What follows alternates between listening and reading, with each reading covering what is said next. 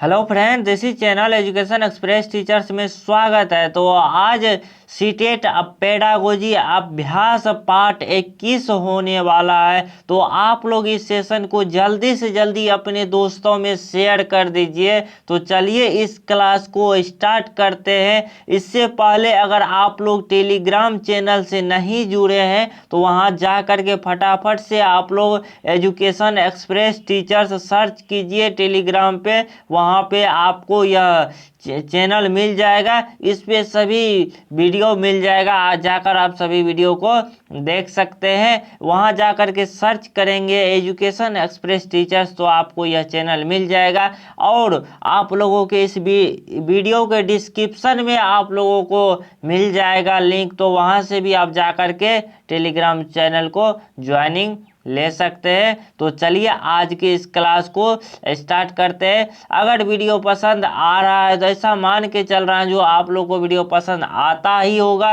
अगर सीटेट का तैयारी कर रहे हैं। तो अन्यथा किसी भी टेट एग्जाम की अगर तैयारी कर रहे हैं तो यह पेडागोजी अभ्यास को सभी क्लास को आप लोग जरूर देखिए। इस पेडागोजी अभ्यास का यह क्लास सभी टेट एग्जाम के लिए इम्पोर्टेंट है। जैसे केवीएस हो गया, यूपी टेट हो गया, बिहार सुपर टेट हो गया, किसी भी टेट एग्जाम के अदर टीचिंग एग्जाम के लिए भी यह इम्पोर्टेंट है। तो आप लोग जल्दी से इस वीडियो को लाइक शेयर सब्सक्राइब जरूर कीजिए और अपने दोस्तों में सेशन को शेयर जरूर कीजिए। अगर चैनल को सब्सक्राइब नहीं किए तो जल्दी से चैनल को सब्सक्राइब करके घंटी को दबा देना है फटाफट से। तो चलिए इस क्लास को स्टार्ट करते हैं।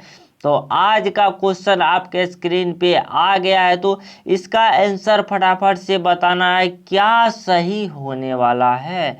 तो आपका क्वेश्चन है एजर्सन से, एजर्सन और रीजन दिया हुआ है।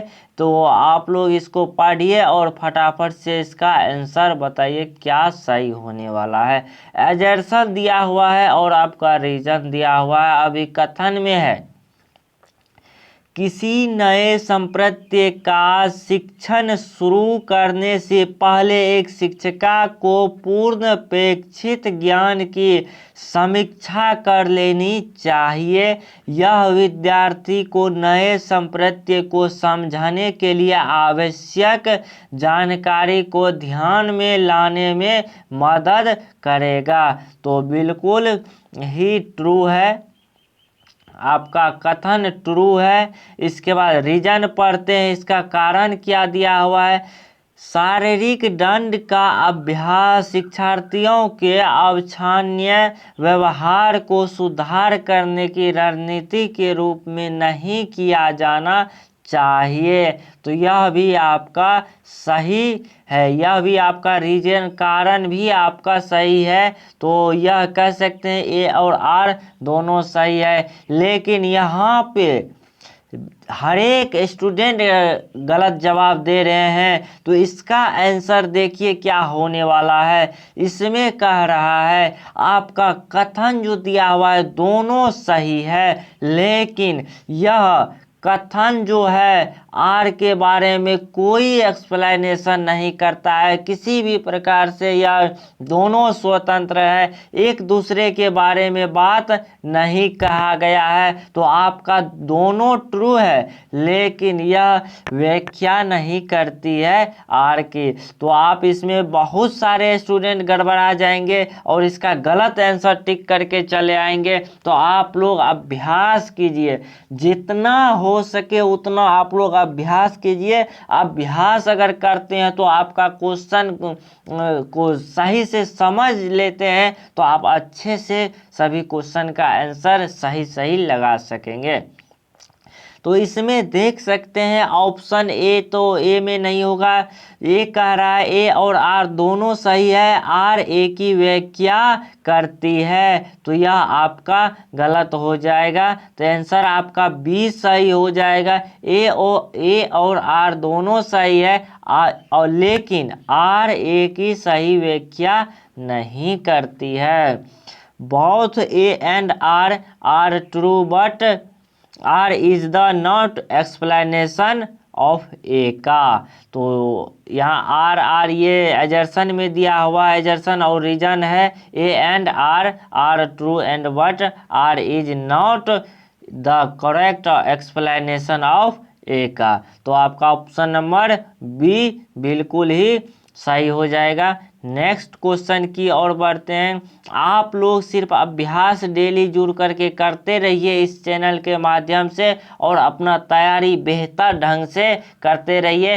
अब आप लोग का क्लास लेकर के आएंगे, जो आ जाएगा स्किनर, आ जाएगा जीन पियाजे, आ जाएगा लेव वाइगोस्की आ जाएगा, सभी का एक अलग अलग क्लास लेकर के आएंगे।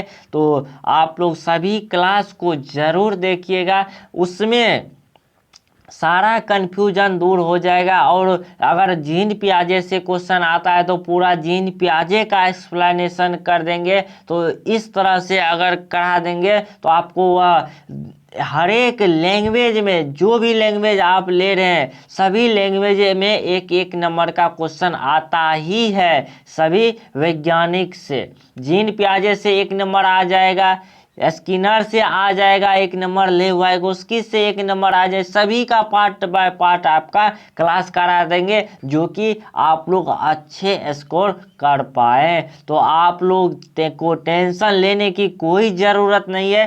तो आप लोग जल्दी से इस वीडियो को लाइक, सब्सक्राइब, शेयर कर दीजिए और अपने दोस्तों में जितना शेयर कर सकते हैं उतना आप लोग के लिए अच्छा होगा, ऐसा हम मान के चल रहे हैं। तो आप लोग फटाफट से क्वेश्चन नंबर 2 का आंसर बताइए। पहले आप लोग 20 से 30 मिनट का समय आप लोग निकाल करके फटाफट से इसका आंसर आप लोग को देना है। तो फिर हम आंसर बताएंगे, तो आप मिलान कीजिए आप कितना सही कर पा रहे हैं। और वीडियो के लास्ट में आप ज़रूर बताइएगा कितना आप सही कर पा रहे हैं। तो चलिए आज का इस क्वेश्चन नंबर 2 को देखते हैं क्या कह रहा है। कोई भी अध्यापक को विषय वस्तु को अपने आप में एक अंत मानता है, वो विद्यार्थी के बीच डैश पैदा कर सकता है। कोई भी एक अध्यापक है जो विषय वस्तु को अपने आप का अंत मानता है। मान के चलिए हम कह दिए आप लोग को सिर्फ इस क्लास को देखिए, बस क्लास के सिवा आप लोगों को कुछ नहीं पढ़ना है, तो फिर क्लास देखते रहेंगे और कुछ नहीं पढ़ेंगे, बस सीमित हो गया, तो वह विद्यार्थी के बीच क्या पैदा कर सकता है। तो ऐसा नहीं करना है, क्लास भी देखना है, बाकी के मॉक टेस्ट भी देना है, और अदर नोट्स अगर मिल जा रहा है आप लोग को किसी भी माध्यम से तो आप लोग नोट्स के द्वारा भी पढ़ सकते हैं। अनेक माध्यम से अगर पढ़ते हैं तो वहाँ आप अच्छे नंबर ला सकते हैं। लेकिन क्वेश्चन में कहा गया है जो अंत मानता है कोई अध्यापन, तो क्या होगा? महारत के लिए सराहना नहीं, नवाचार की इच्छा नहीं, सीखने की अभिप्रेरणा। जो अंत मानता है तो सीखने की अभिप्रेरणा कैसे होगा? तो यह भी नहीं होगा। अन्वेषण के प्रतिरोध, बिल्कुल वहाँ प्रतिरोध हो जाएगा, किसी भी प्रकार से वह आगे नहीं बढ़ पाएगा, वहीं पे रुक जाएगा। तो यह आपका ऑप्शन डी सही हो जाएगा। डी गलत है लेकिन बाकी के सभी ऑप्शन सही है, लेकिन क्वेश्चन में पूछा गया है गलत, तो आपको आंसर भी देना है गलत। इसी प्रकार घुमा करके क्वेश्चन पूछा जाता है, सिर्फ आप लोग लैंग्वेज को पकड़िए और अपना आंसर को टिक लगाइए, जो कि बिल्कुल ही सही हो जाएगा। ऑप्शन नंबर डी गलत है, गलत ही सही है क्योंकि पूछा ही गलत है। तो आपका ऑप्शन नंबर डी सही हो जाएगा। नेक्स्ट क्वेश्चन की ओर बढ़ते हैं। फिर आपका क्वेश्चन आ गया एजर्सन से। एजर्सन और रीजन का क्वेश्चन पूछा ही जाता है, तो इसका आंसर जल्दी से आप लोग को बताना है क्या सही होने वाला है। तो फटाफट से पढ़िए और आंसर दीजिए एजर्सन, और आपका रीजन दिया हुआ अभिकथन है। विद्यार्थी को विभिन्न अधिगम रणनीतियों का उपयोग कब, कहाँ और कैसे करना चाहिए, क्यों करना चाहिए, इसके बारे में स्वनियमन ज्ञान सिखाया जाना चाहिए। तो यह आपका सही लग रहा है। कारण जो दिया हुआ है, एक अधिगम रणनीति के बनाए रखने और उनके नियोजित करने के संभावना बढ़ जाती है यदि विद्यार्थी को पता है कि इनका उपयोग कब, कहाँ और कैसे करना है। तो यह भी आपका सही हो जाएगा, ट्रू हो जाएगा। और ए का अभिकथन ए आर की व्याख्या करता है। दोनों एक दूसरे के बारे में अगर बात करें तो वह एक दूसरे के बारे में बात करता है, तो वह आपका व्याख्या और अभिकथन ए आर की करता है। तो आपका ऑप्शन हो जाएगा ऑप्शन नंबर ए। यहाँ आप लोग को कभी कंफ्यूज नहीं होना है, दोनों के दोनों सही है और यहाँ दोनों एक दूसरे के बारे में बात कही जा रही है। तो आपका ऑप्शन हो जाएगा ऑप्शन नंबर ए और आर दोनों सही है। आर ए की व्याख्या करती है। Both A and R are true and R is a correct explanation of A का।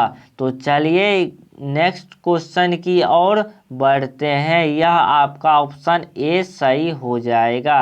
नेक्स्ट क्वेश्चन आपके स्क्रीन पे आ गया है, फटाफट से इसका आंसर बताएंगे क्या सही होने वाला है। तो आप लोग इसका आंसर बताइए जल्दी से, फटाफट से। आज का क्वेश्चन है, निम्नलिखित में से कौन सा अधिसंज्ञानात्मक कौशल का उदाहरण है। अधिसंज्ञानात्मक कौशल का अगर पूछा जाए तो इसमें क्या करना है, जो आप लोग को हमेशा बच्चे को एक्टिव रखना है और उसमें हमेशा बच्चे को एक्टिव रखना है, उसको सोचने की प्रक्रिया को अधिक महत्व देना है। तो ऑप्शन पढ़ते हैं, आप लोग को समझ में आ जाएगा और समझा भी देंगे बारीकी से। किसी समस्या को हल करने में स्वयं द्वारा प्रयुक्त प्रक्रिया का मूल्यांकन पॉजिटिव है। दो चित्र के बीच अंतर की पहचानना। दो चित्र दिखा देंगे, यह दोनों चित्र कौन सा है, तो आप लोग फटाफट से आंसर बता देंगे। ना थिंकिंग लगा, ना अबाउट लगा, कुछ नहीं लगा, बस फटाफट से आप लोग दोनों का नाम बता देंगे। मीथेन का रासायनिक सूत्र जानना, अगर मीथेन का रासायनिक सूत्र बताएं पूछेंगे तो आप लोग फटाफट से सब जवाब, अगर याद है तो फटाफट से जवाब दे देंगे। मीथेन का सूत्र ये होता है। आप ना ही उस सूत्र को अपने से बनाए, ना ही उसको तोड़ फोड़ करके जोड़ सकते हैं, किसी भी प्रकार से उस सूत्र का निर्माण कर सकते हैं। किसी भी प्रकार का थिंकिंग नहीं लगा तो वह आपका ऑप्शन नहीं होगा। एक विशेष राजवंश के कालानुक्रम को याद करना। किसी विशेष ये राजा का वंश है, उस राजा के बारे में याद करना, तो यह आपका पॉजिटिव नहीं निगेटिव वर्ड है। तो आपका 2 कट गया, तीसरा भी कट गया। किसी भी प्रकार का अगर चित्र दिखा करके 2 चित्र दिखाते हैं तो वो फटाफट से बता देंगे ये क्या है। थिंकिंग किस में लगा, किसमें ज़्यादा समस्या आ रही है, उसको हल करने के लिए वो किस प्रकार से सोच रहा है, सोचना ही आपका हो जाएगा इसमें अधिगम संज्ञानात्मक, जिसमें एक दूसरे अधिक, जैसे इसमें कहा गया है किसी समस्या को हल करने के लिए स्वयं द्वारा प्रयुक्त प्रक्रिया का मूल्यांकन करना। अपने आप से उस प्रक्रिया का मूल्यांकन कर रहे हैं, तो आपका ऑप्शन नंबर ए सही हो जाएगा। संज्ञानात्मक कौशल का उदाहरण हो जाएगा option number A. Next question की ओर बढ़ते हैं। Question number 5। क्वेश्चन नंबर 5 कह रहा है एक शिक्षिका। क्वेश्चन नंबर 5 आपके स्क्रीन पे है, इसका आंसर आप लोग फटाफट से बताइए। इसमें कह रहा है एक शिक्षिका अपने विद्यार्थी के बीच प्रक्रिया के ज्ञान को सुसाध्य करना चाहती है। निम्नलिखित में से कौन सा प्रश्न इस उद्देश्य के लिए उपयुक्त है? ऑक्सीकरण अपचयन समीकरण को कैसे हल करें? डीएनए के घटक की संरचना क्या है? कौन सा सूर्य, देखिए आप लोग समझिए क्वेश्चन को ध्यान से। डीएनए घटक की संरचना क्या है? अगर याद है तो फटाफट से बता देंगे। कौन सा ग्रह सूर्य के निकट होता है? फटाफट से बता सकते हैं। भारतीय राष्ट्रीय गान किसने लिखा? तो किसने लिखा आप लोग फटाफट से बताइए, किसने लिखा? तो वह इसका हो जाएगा रविंद्रनाथ टैगोर ने बताया। अगर याद है तो फटाफट से आप लोग आंसर दे पाते हैं। इसमें ना ही थिंकिंग लगा, ना ही सोचने का किसी भी प्रकार के, वह तो जो याद है फटाफट से आप बोल दिए, उसमें किसी भी प्रकार का थिंकिंग नहीं लगा तो वो गलत हो जाएगा।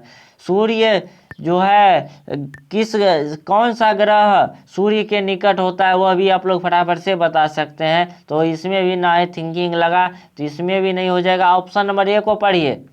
ऑक्सीकरण अपचयन समीकरण को कैसे हल करें? इसमें सोचेंगे, समझेंगे और फिर बोलेंगे। तो यह आपका ऑप्शन ए बिल्कुल सही हो जाएगा। ऑप्शन ए सही हो जाएगा। नेक्स्ट क्वेश्चन की ओर बढ़ते हैं। Question number 6। क्वेश्चन नंबर 6 आ गया है। विद्यार्थी के लिए अधिगम को सार्थक बनाने के लिए एक शिक्षिका को निम्न में से क्या करना चाहिए? तो बताइए आप लोग क्या करना चाहिए? पाठ्य पुस्तक सामग्री को याद करना चाहिए, रटना चाहिए, रटने पर जोर देना चाहिए? नहीं, बिल्कुल ही गलत हो जाएगा। व्यवहार अनुकूल के लिए उत्तेजना प्रक्रिया संघ को नियोजित करना चाहिए? नहीं, यह भी आपका गलत हो जाएगा।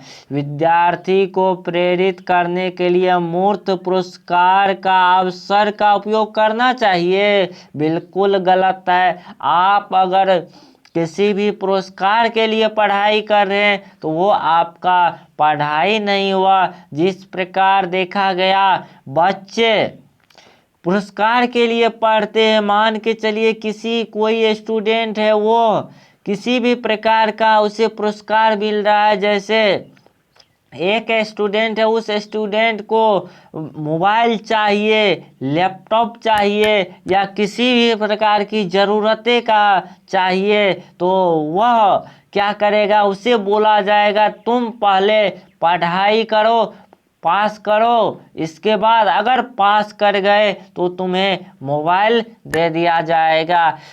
वही बच्चे अगर उसे कुछ समय के बाद कह दिया जाए जो मोबाइल अब नहीं मिलेगा, तो उस स्टूडेंट का पढ़ाई वहीं पे कैंसिल हो गया। पढ़ाई कैंसिल हो गया, उसका जो है थिंकिंग, सोचना, सारा कुछ बंद हो गया। तो वही आपका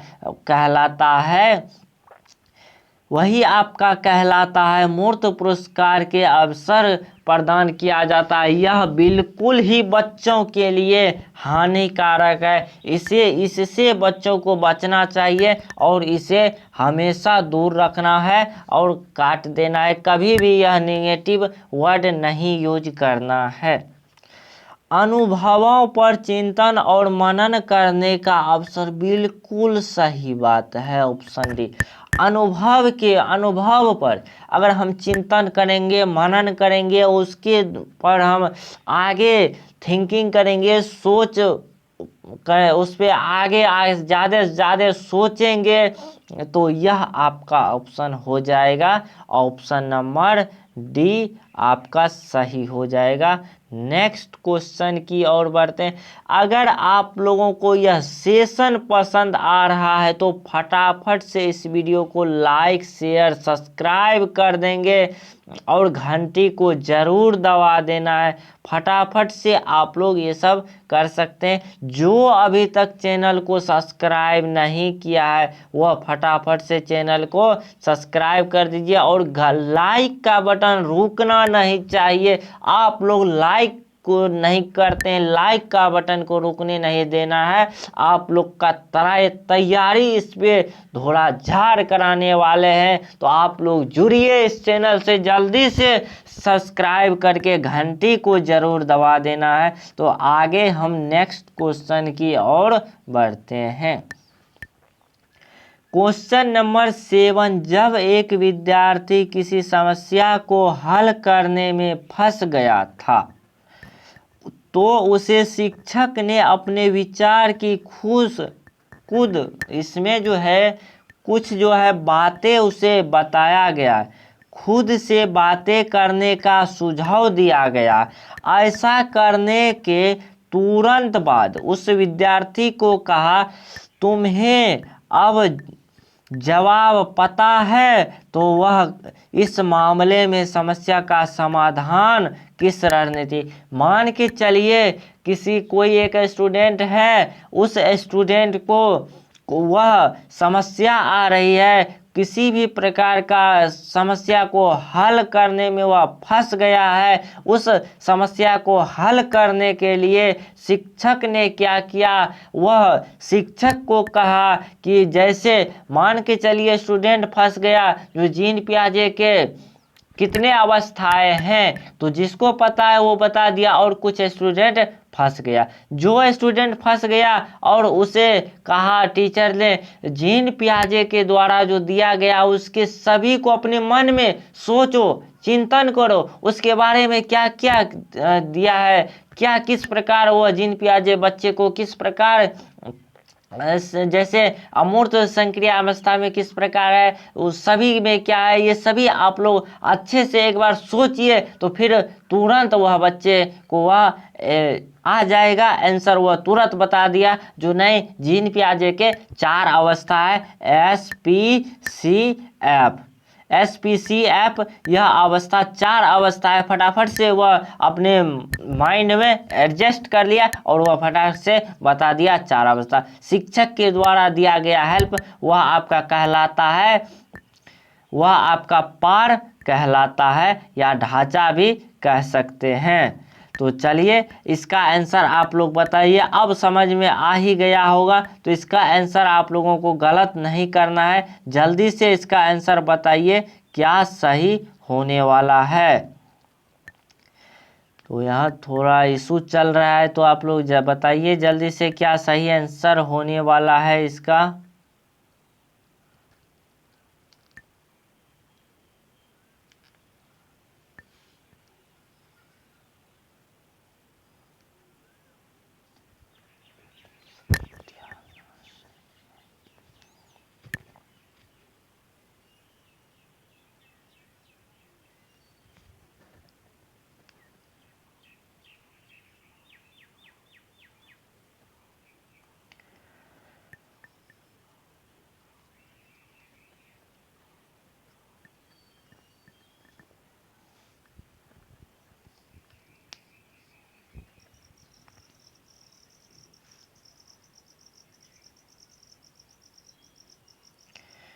चलिए बीच में थोड़ा टेक्निकल इशू के कारण क्लास ऑफ हो गया था, तो फिर से हम क्लास को कंटिन्यू करते हैं।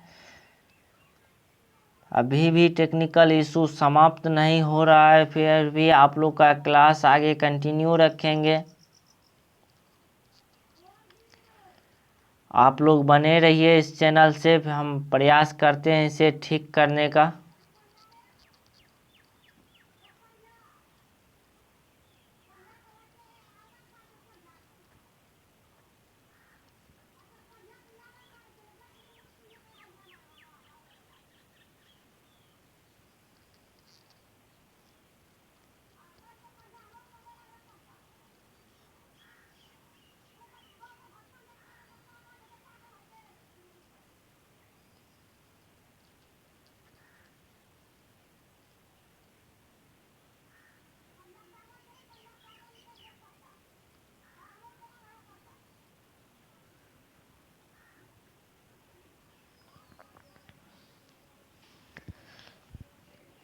तो चलिए आज स्टार्ट हो चुका है क्लास। तो आप लोग अब जुड़िए फटाफट से जल्दी फिर से इस सेशन को आगे आप लोग शेयर कर दीजिए।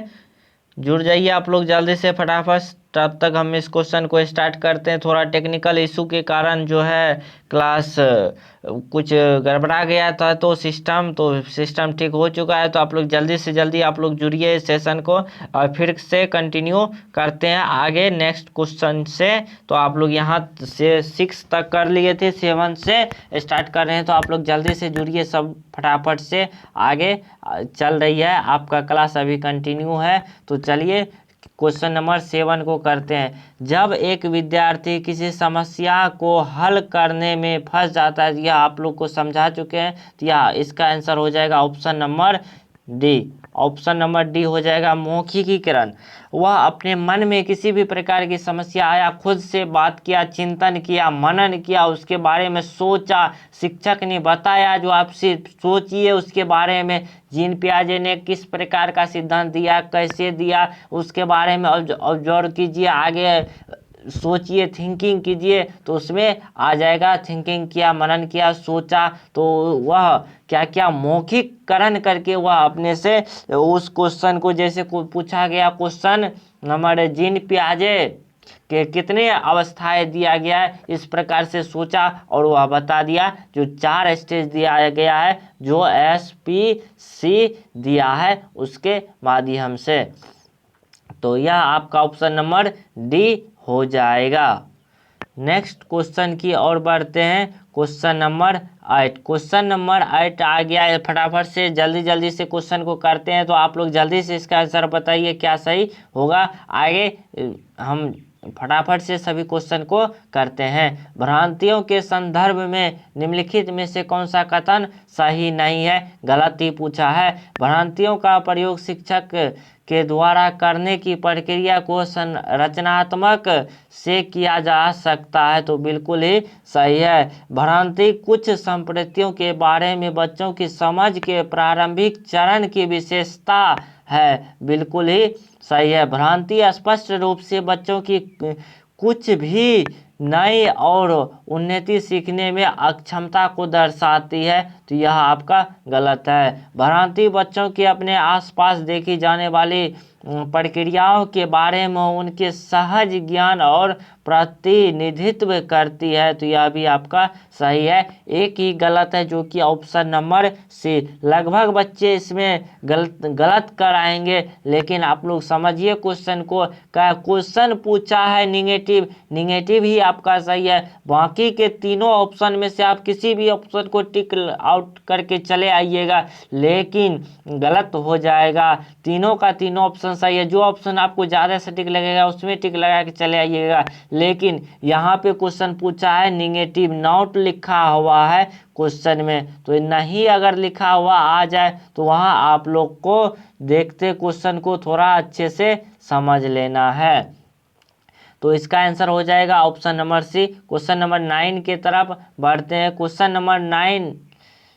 नंबर 9 आपके स्क्रीन पे आ गया। क्वेश्चन नंबर 9 नहीं आ पाया तो क्वेश्चन नंबर 10 का आंसर आप लोग बताएंगे क्या सही होने वाला है। Question number 10। किसी कार्य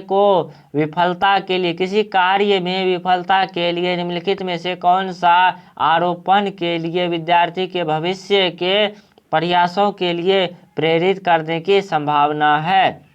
मैं बुद्धि, जैसे किसी भी भविष्य के बारे में स्टूडेंट अगर किसी भी एग्जाम में फेल कर जाते हैं तो वह क्या कहता है, मैं बुद्धिमान नहीं हूँ और मैं बुद्धिमत्ता स्थिर है मेरे में। नहीं, इस प्रकार का वह नहीं करना चाहिए। कभी कभी क्या करता है, जो उसमें स्टूडेंट को कह देता है, स्टूडेंट के द्वारा कहा जाता है जो नहीं हम तैयारी अच्छे से किए लेकिन हमें टीचर अच्छा नहीं मिला, अच्छे से नहीं पढ़ाए। लेकिन टीचर तो अभी जैसे 50 स्टूडेंट को पढ़ा रहा है तो उसमें 40 निकल गए और 10 नहीं निकल पाए। उसमें तो स्टूडेंट अच्छे से तैयारी नहीं किया, मेहनत नहीं किया, मॉक टेस्ट नहीं लगाया, सिर्फ क्लास देखा बस। इसके बाद अपना जो है तैयारी करना चाहिए और जिस प्रकार बुक से के नोट्स से लेकर के किसी भी प्रकार से अदर परचेज करके किसी भी प्रकार से आप अच्छे से मेहनत नहीं किए होंगे, सिर्फ वीडियो देखकर देखे चले गए तो इस तरह का किए तो फिर आप नहीं निकल पाइएगा। यही इसमें क्वेश्चन कह रहा है। जो यह दिया गया है भविष्य के प्रयासों के लिए प्रेरित की संभावना किस प्रकार है, तो बी में है इस बार मैंने प्रयास नहीं किया, हालांकि ऐसा करने में सक्षम हूँ। तो यह कह रहा है मैंने अब की बार प्रयास नहीं कर पाया, लेकिन अब की बार हम अच्छे से मेहनत करेंगे, नोट्स ले लेंगे, इसके बाद मॉक टेस्ट लगाएंगे, फिर हम जितने होगा सभी क्लास को देखेंगे, डेली 2-3 क्लास को अटेम्प्ट करेंगे, सभी प्रकार से हम ज्ञान को अपनी और आकर्षण करके सभी तरह से हम अपना प्रयास करेंगे और मेहनत करेंगे, तब हम अब की बार इस प्रकार निकाल सकते हैं एग्जाम को। तो यह ऑप्शन सबसे ज़्यादा पॉजिटिव है। शिक्षक के प्रति पक्षपात था और मैं अपने बारे में उनकी धारणा नहीं बदल सकता हूँ। उसका कहना है जो शिक्षक की गलती है, शिक्षक नहीं पढ़ाया अच्छे से तो हम फेल कर गए। एक दूसरे पर आरोपित लगाना यह गलत बात है। तो स्टूडेंट को हमेशा अपने प्रति प्रतिस्पर्धा होना चाहिए। तो आपका ऑप्शन सी गलत हो जाएगा। यदि यह विशेष परीक्षा मंगलवार को होनी है, यह अगर करते हैं जो नहीं मेरा एग्ज़ाम अगर मंगलवार को होता तो हम पास कर जाते, यह कोई डिफाइन नहीं है। किसी भी शिफ्ट में अगर एग्ज़ाम हो जाता है तो आप उसमें अच्छे नंबर ला सकते हैं, लेकिन आपके पास नॉलेज होना चाहिए। उतना आप अभ्यास किए हैं, प्रैक्टिस किए हैं, मेहनत किए हैं तो अच्छे नंबर ला पाएंगे। और इसमें देख सकते हैं जो लिखा हुआ है विशेष परीक्षा मंगलवार को ही पड़ती, तो हम मंगलवार में अशुभ दिन था, मंगलवार को अशुभ मांगता है, इस दिन को अशुभ मानता है, तो अशुभ नहीं होता है, सारा दिन शुभ होता है। तो इस प्रकार अगर मानते हैं तो वह आपका सोच गलत है। तो इस प्रकार से बच्चे को नहीं रखना है। तो आपका ऑप्शन डी भी गलत हो जाएगा। तो बी ही सही है, तो आपका बी ऑप्शन सही हो जाएगा। नेक्स्ट क्वेश्चन आ गया आप लोगों के स्क्रीन पे, तो इसका आंसर फटाफट से बताइए 11 का क्या होने वाला। और कुछ 55 क्वेश्चन करेंगे। बालकों के व्यक्तिगत विकास के लिए विकासात्मक प्रतिमानों को उद्घित करके सटीकता रूप से नहीं देखते ही काट देना है। इसके लिए पूर्व अनुमान बिल्कुल नहीं लगाया जा सकता, लगाया जा सकता। इसके लिए कुछ हद तक पूर्व अनुमान लगाया जा सकता है, परंतु सभी बच्चों के विकास की दर अलग अलग होते हैं। कभी देखे होंगे आप बच्चे, कोई 5 साल के बच्चे हैं, 2 5 साल के बच्चे हैं, किसी में ज़्यादा विकास हो गया, किसी में कम हो गया। उदाहरण के अनुसार आप देख सकते हैं ये 5 साल के बच्चे हैं, फिर एक बच्चे आ गया यहाँ, तो ये भी आपका 5 साल का बच्चा है, इसमें विकास उतना नहीं हो पाया। तो दोनों सेम एज का बच्चा है, लेकिन विकास इसका अलग अलग है, इसका दर अलग अलग है। ये कोई ज़रूरी नहीं है जो बच्चे एक ही समय में अगर सेम उसका एज है तो दोनों का विकास एक प्रकार होगा, नहीं, उसका जो है दर जो होता है, विकास की दर वह अलग अलग होता है। तो आपका ऑप्शन नंबर सी, इंग्लिश में आप देख सकते हैं, हिंदी में थोड़ा टाइपिंग मिस्टेक है, यहाँ सी होगा।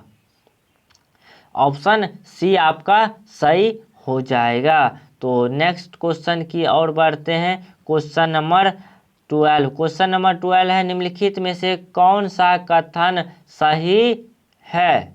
तो विकास क्रमबद्ध नहीं होता है,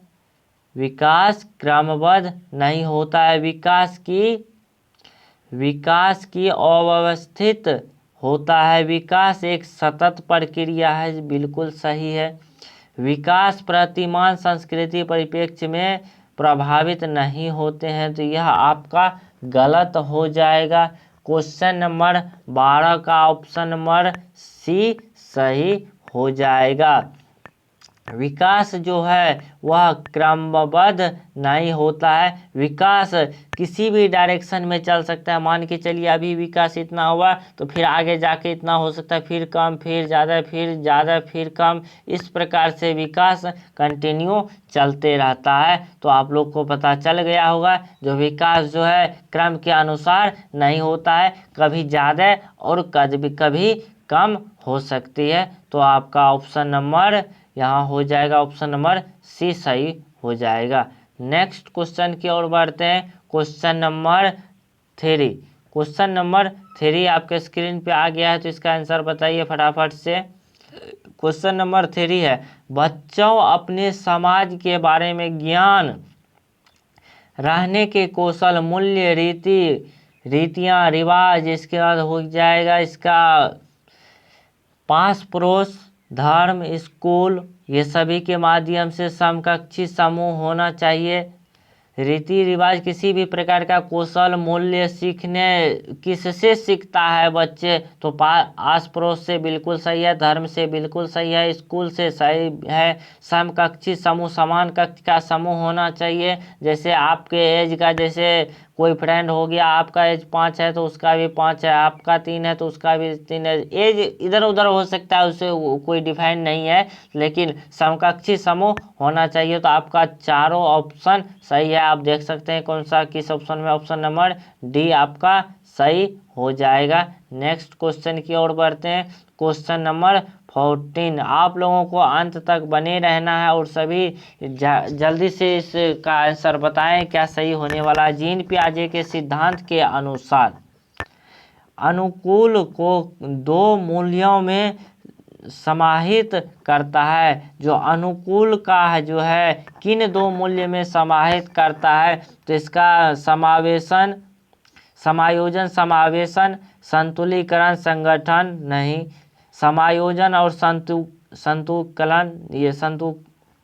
संतुलीकरण, तो समावेशन, संगठन, फिर निगेटिव वर्ड हो गया तो आपका नहीं होगा। ऑप्शन ए सही है, समायोजन और समावेशन। आपका ऑप्शन नंबर ए सही हो जाएगा।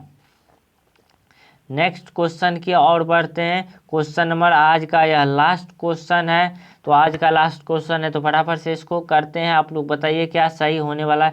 जीन पियाजे के संज्ञानात्मक विकास के किस स्तर पर बच्चे की लंबाई व भार जैसे गुणात्मक आधारों पर वस्तुओं को व्यवस्थित कर पाते हैं, परंतु अमूर्त संरचनाओं की संक्रियात्मक में कठिनाई महसूस करते हैं। तो अगर एक बच्चा है वह जीन पियाजे के अकॉर्डिंग संज्ञानात्मक विकास के किस स्तर पर है, जो कि लंबाई, भार जैसे गुणात्मक इसमें आधार पर जो है वस्तुओं को व्यवस्थित नहीं कर पाता है, जैसे अमूर्त संरचना की संक्रिया में कठिनाइयाँ होती। अमूर्त पहले समझते हैं किसको कहते हैं। किसी भी अगर वस्तु जैसे देख सकते हैं, इसमें कोई भी एक एग्जाम्पल ले सकते हैं, जैसे हो गया कोई भी ले सकते हैं,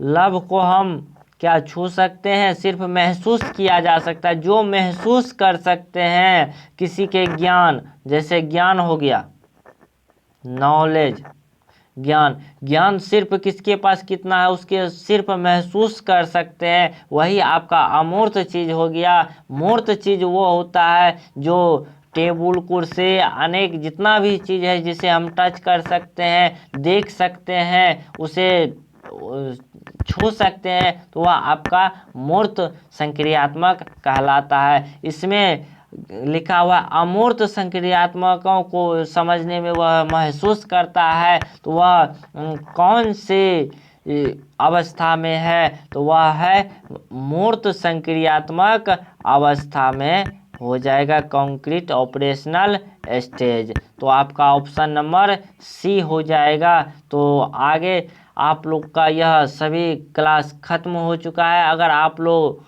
अभी तक इस वीडियो को लाइक शेयर सब्सक्राइब नहीं किए हैं तो फटाफट से लाइक शेयर सब्सक्राइब कर दीजिए। थोड़ा टेक्निकल के इशू के कारण बीच में वीडियो डिस्टर्ब हुआ था, फिर थोड़ा अभी टेक्निकल इशू आ रही है, तो आप लोग फटाफट से इस चैनल को लाइक शेयर सब्सक्राइब कर देंगे। तो चलिए आज की क्लास को यहीं ख़त्म करते हैं।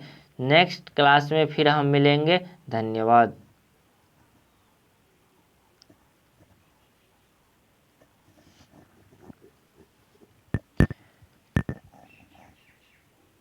चलिए टेक्निकल इशू के कारण ये सब हो रहा है, तो आप लोगों को ये सब पे ध्यान नहीं देना। आप लोग सीधा अपना तैयारी करते रहिए। फिर मिलते हैं नेक्स्ट क्लास में। आप लोग अगर चैनल को सब्सक्राइब नहीं किए हैं तो जल्दी से लाइक शेयर सब्सक्राइब कर देंगे। और आप लोग टेलीग्राम चैनल से जुड़ना चाहते हैं तो यहाँ से आप लोग जा कर के जुड़ सकते हैं। तो चलिए आज के क्लास को यहीं ख़त्म करते हैं। जय हिंद।